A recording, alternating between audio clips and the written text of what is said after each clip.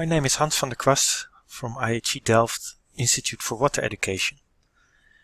I'm going to show you in this video how to do a field survey using different open source applications, QGIS, the Mergin platform and the Input app.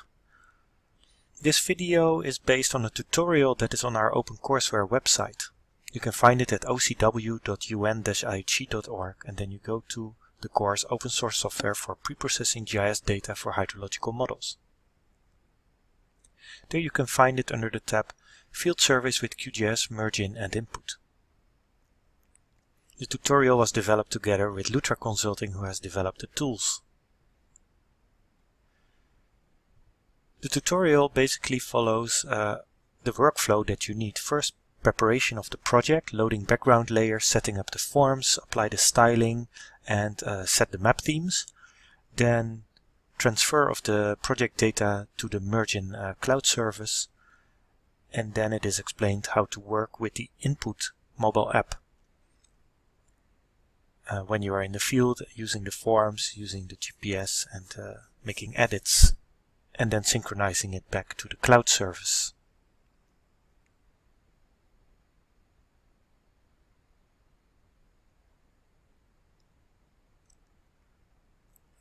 So you can download the data from this tutorial from this website. So let's first do that. We'll use here Sentinel-2 data, and we're going to make a true color image and a false color image as a background for in the app. We'll use OpenStreetMap as a reference for topography, using an online and an offline version, because we can be without network connection when we're in the field. Demonstrate how to use a vector layer also in the background. In this case we'll make a boundary of our study area, and we'll make a survey layer. So let's download the file. I've unzipped it in a folder on my hard disk. Let's go to QGIS. If you go to the browser panel, I'll first add the crop mapping folder that I made and where the Sentinel image is as a favorite. There it is. I can simply drag it to the map canvas. And the first thing what we need to do is to style this one. This is a map stack and it has the layers 2, 3, 4 and 8 of Sentinel, where 2 is blue, 3 is green, 4 is red and 8 is near infrared. But it is of course stored in layers 1, 2, 3 and 4. In the layer styling panel we can now set the proper bands. So we want 3, 2, 1 for red, green and blue to get the true color image. This looks nice already, but in other cases where you're not happy with the contrast, you can change that by changing the stretching options here and changing the minimum maximum values that it uses for the stretching. And you can choose to stretch to the whole range in the raster or to use the area that you're zoomed in on the map canvas. In this case we'll leave it like this. We cannot use this image as such. That would not be very efficient on the phone, so we have to change it to an XYZ tiles file, and we're going to create a so-called MB tiles file. Therefore we need a plugin. We go to the plugin manager and we look for the Tiles XYZ plugin, which is also developed by Lutra Consulting, which has developed the Mergin cloud servers and the app that we're going to use, the Input app. So this plugin adds to the processing toolbox the Tiles XYZ processing plugin, and we have there Generate XYZ Tiles MB Tiles. When we click there in the dialog, we choose for the extent a layer extent of the original Sentinel image, and we set the zoom level to 15. Why 15? Well, it's an optimum between the resolution and the file size. I've experimented a bit with that, so you have to do a bit of trial and error, but in this case 15 works well. You can also see that we can put a range of zoom levels. That will make the file bigger, but then you can more efficiently zoom in and out. So it's all a trade-off. For our purpose, just one zoom level of 15 gives nice results.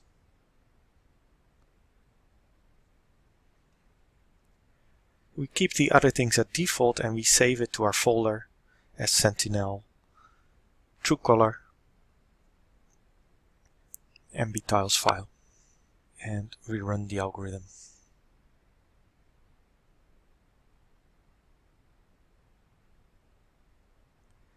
There it is. In the browser panel we refresh it and we see there 2 files added, and we add the raster with the MBTiles. Go back to our layers and we're going to compare the result, and we see that indeed 15 is a good trade-off and there's not much loss of the resolution while it's still efficient in tiles. So we're going to repeat this whole procedure to create a false color image where we use a different band combination. So we go back to the styling panel and there I choose band 432 as combination, where red is the near infrared, which results in bright red colors for parcels with crops that are growing, so the real green parcels. So we choose again the layer extent from the original Sentinel, put the zoom level back to 15, and we save this layer as Sentinel false color.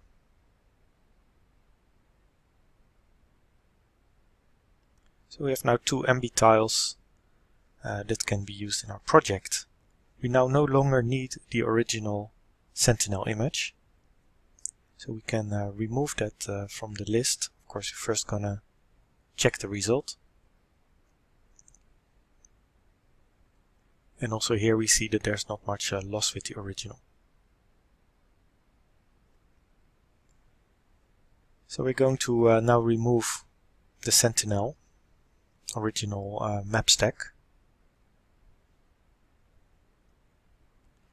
And we are also going to remove it from the folder, because the whole folder will be in the end synchronized with the web service and with the mobile phone. So we don't need that file. We need to remove all the files that we don't need to be synchronized.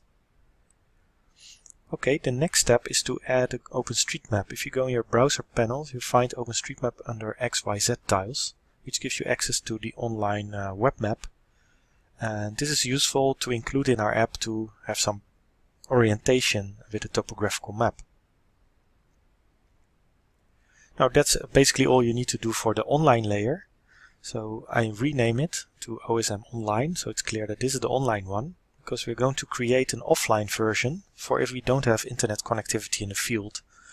And we do that in a similar way as for the Sentinel, because we're going to create the XYZ tiles, the MBTiles file.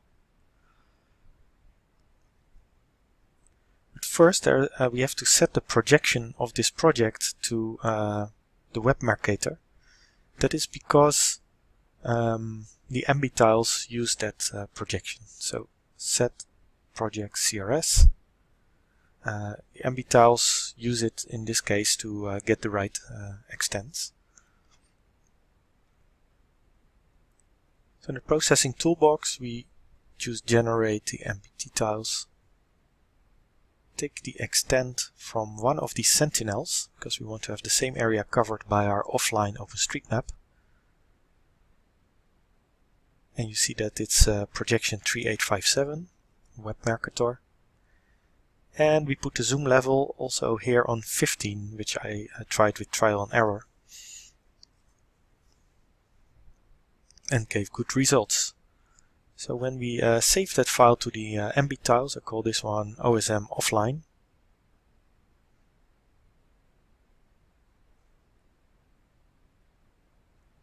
Then the tool will just fetch all the information at the right zoom level from the server. That's completed, so we go to the browser and we refresh again like we did before, and we can now add the offline OpenStreetMap layer. So we have now an online and an offline OpenStreetMap layer. You can see that when we switch off the online one, we see that the offline one is fitted to the extent of the Sentinel images. And we switch back the projection of the project to the UTM that we like to use in this project. There are many other ways to add online maps. We can use for example the Quick Map Services plugin, or use the other WMS services, for example. It is a good moment to save your file, save your project, and For our purpose we need to save it as a QGIS because that's the format supported by our workflow. Now the next thing that we are going to do is to digitize the boundary layer of our study area. So we're going to create a new GeoPackage layer to create the vector. And we call that survey. That will be also the database, the GeoPackage that we're going to use for the survey layer that we create later.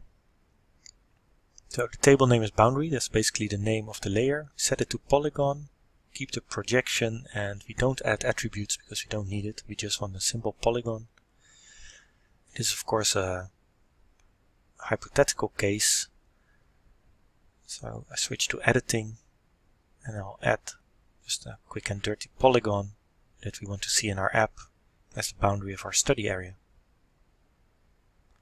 It's important to have a boundary of the study area because then in the field you will not do observations beyond. You see that the feature ID is automatically generated. That's typical for a GeoPackage or a database, spatial database. I'm going to change the styling. These stylings are also taken over by the app. So I'll make it transparent, make the polygon boundary red, and I make it a bit thicker. So we'll also be visual like this in the app.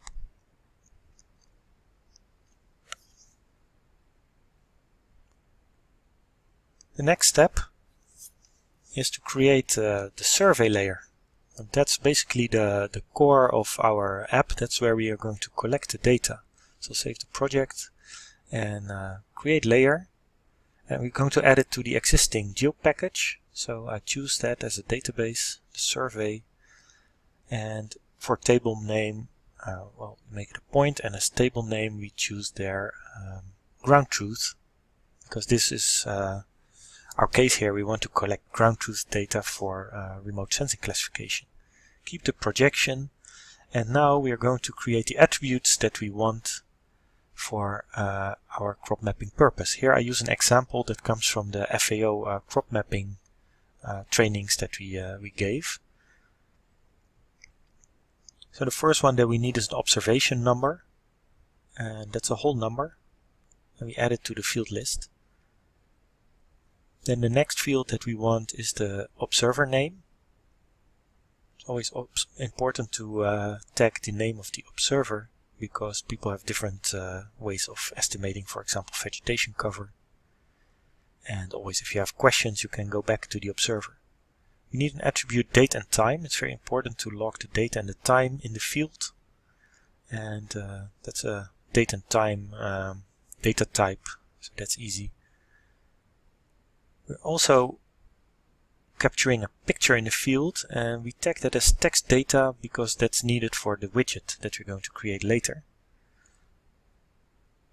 And I put the amount of characters at 80. That should be sufficient. Then we make an attribute land cover type. That's also text data, same size. Then the next one is the crop type. Similar properties. Then what kind of water source is used in the crops. What is the irrigation method? We want to log that also in the attribute table.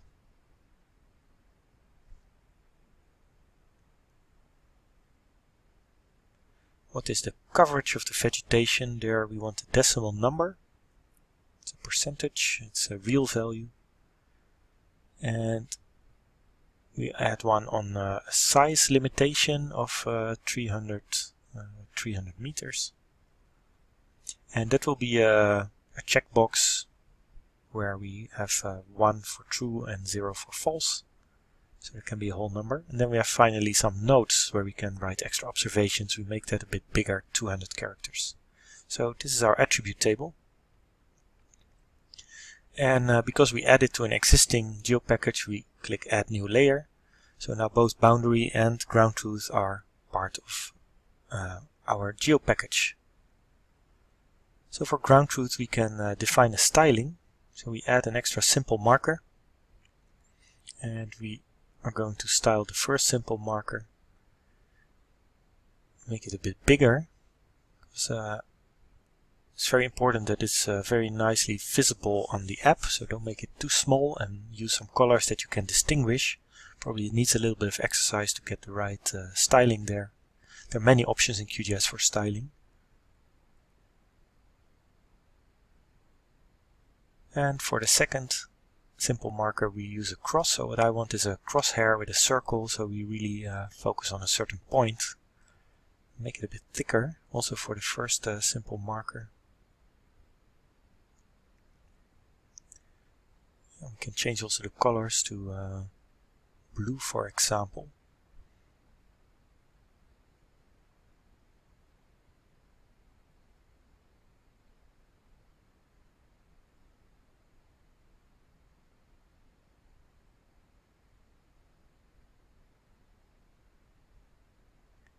And there we are, styling. That will also be used in the app. Now the final step that we need to do here is to design the widgets. So we use an attributes form, and we can use there the FID. We really don't use that as a widget, so we're going to hide that one. That's the one that's automatically added. Remember, we didn't add that, but that came from the geo package, so we put that on hidden, so we don't see that anymore. Then we have observation number. That's the observation number that we can fill in ourselves. The alias field here is to if we want to give it another name, but when the names are okay, we just leave it like it is. And as widget type, we choose here the text edit, so people can fill in the number, and we put a constraint there that it can't be null, so it has to be filled in. Then for observer name, we also want a text edit, and we also want it as a constraint not to be null.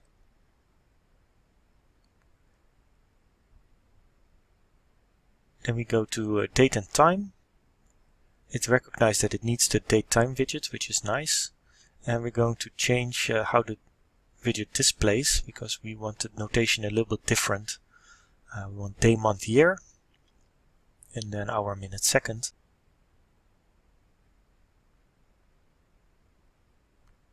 And we don't want a calendar pop-up. And it should not be null. And a default value we put $now, so we can get the current date and time filled in automatically in the widget. Then for picture, we choose widget type attachment. It's important that we set it to relative paths because it's going to be used on the phone. And we're going to change the integrated document viewer to image.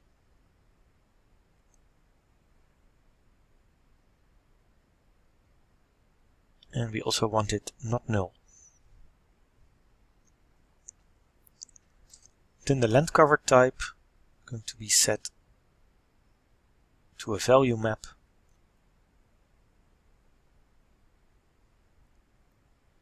And with the value map we can basically code values to different options. So here we put different land uses.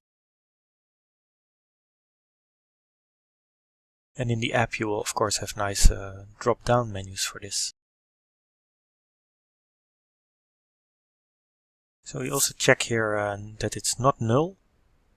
And we put the default value on 1 because our interest is crop mapping. And the preview says already crop land. Then we go to the crop type. Similar way, we also want a drop-down menu in our app. So we choose value map and we fill it in with different crops that we have in our study area.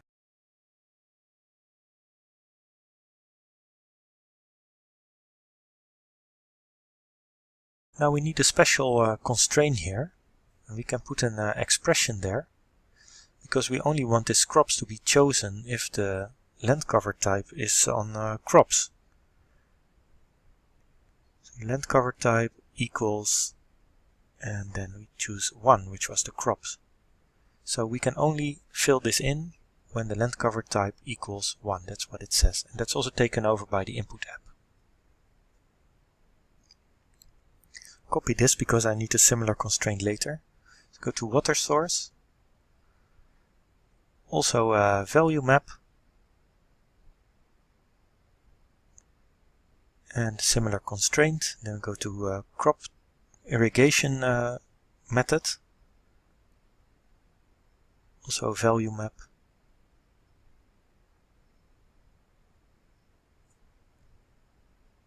And there we also have the constraint, but we add an extra constraint to it. So of course land cover type needs to be 1,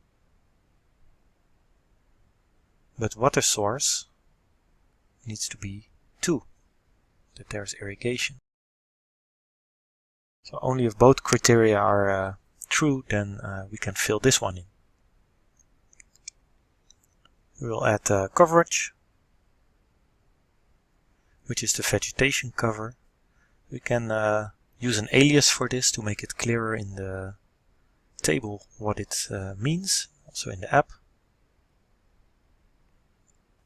And we can use a widget here for a range and use a special one, the slider. Not all these widgets are supported by Input. You'll see later that this one is not supported yet. They're working on these widgets. I put it from 0 to 100 with a step size of 5. Then there's the size, which is a minimum requirement to indicate for the parcel if the field size is big enough, which is larger than 300 by 300 meters.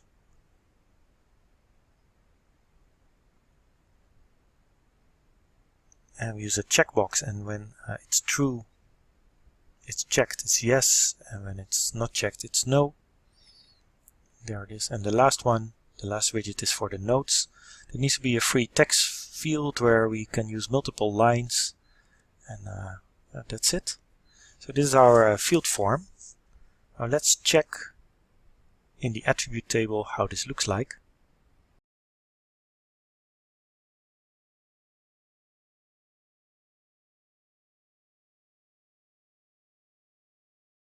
Now the final thing that we need to do is to set the boundary background layer to read only. So the background vector layers need to be set to read only. And the ground truth, of course, needs to be edited in the app. So that's not read only. Based on this, the app can identify the survey layers because they are not read only. And the other thing we need to do is to now define the map themes. And map themes are basically presets that you can define in QGIS to fast visualize a combination of layers. So the first one is Sentinel True Color, where we have the vector boundary polygon layer and the True Color Sentinel activated, and of course the survey layer. And we make one now for the false color, so we uncheck the other things, and we have the false color there with the boundary and the survey layer checked. So we call that one Sentinel False Color.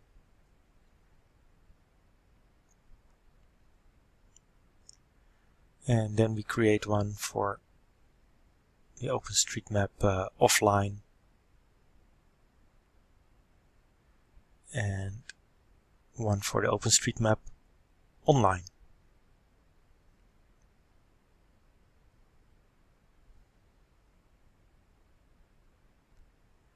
Now you can check it by just switching between these different map themes and see if it works like we want. So this is the offline, then we have the Sentinel False Color and the Sentinel True Color. So in this way these map themes will also be used in the app. We save the project. Now we need to install the Mergin plugin, which links QGIS to the cloud service that is called Mergin. And Mergin is also developed by Luthar Consulting. So that will add in the browser panel Mergin folder, and there you can configure your credentials and the link to the server. And once you've done that, you can check all the projects that are on the server, or My Projects. If you already have some projects, you'll see it there, and like in my case. And if you have a new project, click right, and you can choose Create New Project and type the name. So we call this one Crop Mapping. It's a public one.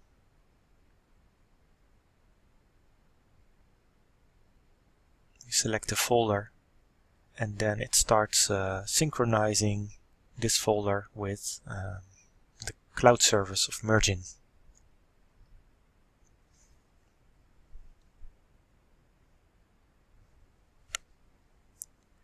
Mergin project created successfully, so that's great. So we find it under My Projects. And you see there a cloud, so it's also in the cloud. And when we go to the cloud, we sign in.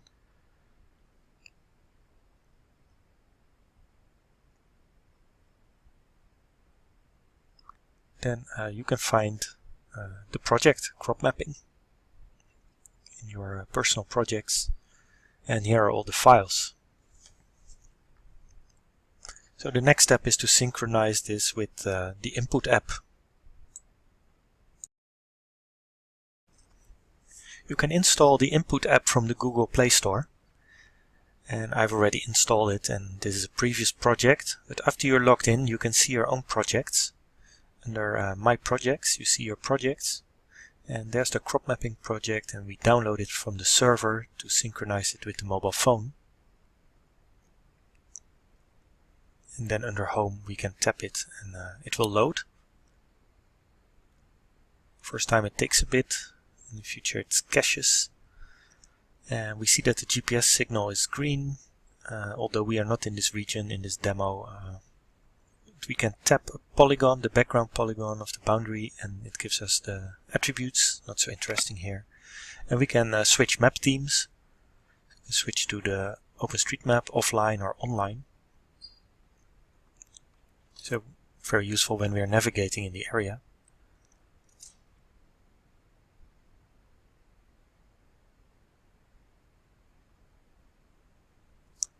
And here's the map theme where we have the Sentinel false color. That's useful to identify which parcels are vegetated.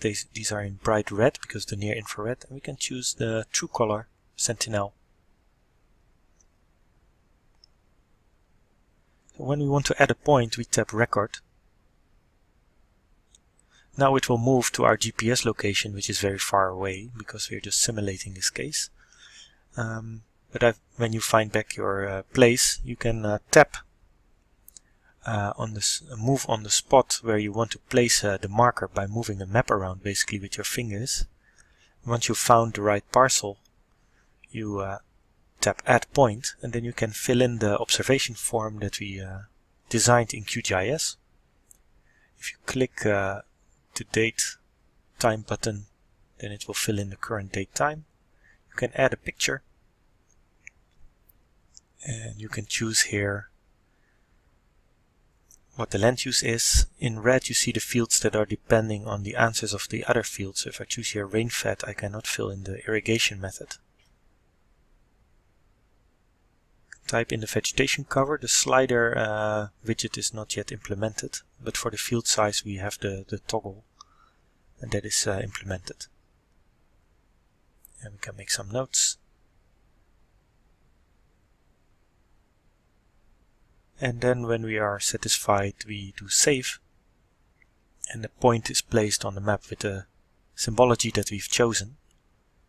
If we tap the point, it will give us a quick preview of some attributes that we chose, and we can now still edit the form. So let's change the irrigation method to sprinkler, and then it's saved. And then the final step is to synchronize this back to the server. So if I go to My Projects, you see this synchronization button, and I can synchronize it. So in this tutorial I've shown how to use QGIS Mergin and the Input app to do field surveying. If you want to know more about QGIS, then visit my OpenCourseware or come to IHE Delft for a short course. We can also organize tailor-made trainings. If you want to see more videos, please subscribe to my YouTube channel.